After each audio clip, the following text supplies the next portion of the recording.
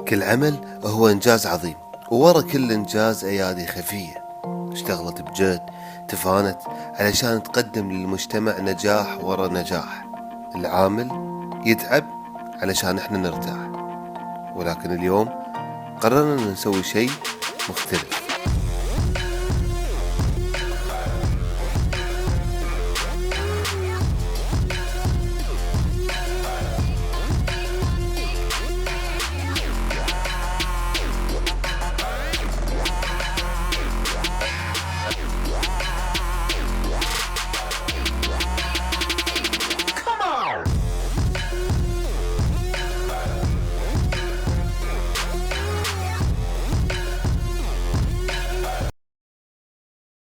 سلام، تغديتوا؟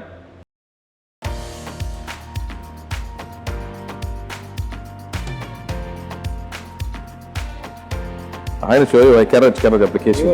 This is the menu. Okay. You can choose whatever you want. Grill food, seafood, sandwich, soup, pasta. Grill? For you.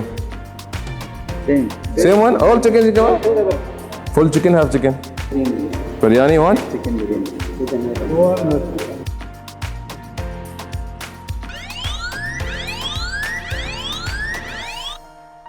اتوقع وصل. ها؟ وصل. طيب وصل الحين اوردر خالد مثل ما شفتوا، فرايحين ناخذ الاوردر من المطعم ونرجع نروح عند خالد. الشيء اللي وايد مميز ابلكيشن كارج ان عندهم خاصيه التتبع، ان انت بالضبط تقدر تعرف اوردرك وين، تقدر تشوف السايق وين لا بالضبط. كم الوقت اللي وصلتوا له؟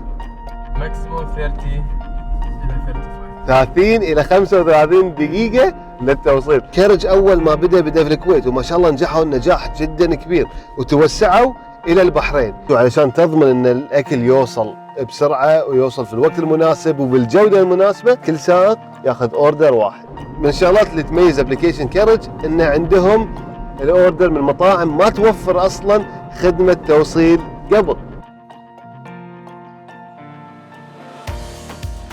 وصل الغداء، حياكم.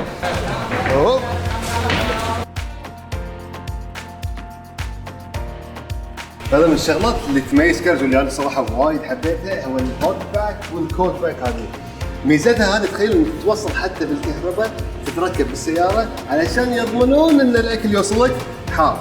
اما هذه الشنطه هي العكس، هذه تضمن لك ان اللي يوصلك بارد. مو المفروض ندايت بعد؟ اللي قدمناه اليوم يعتبر شيء جدا بسيط، ولكن الشيء الحقيقي اللي نقدر نقدمه ان نعامل كل عامل دائما بتقدير واحترام، كل يوم مو بس اليوم.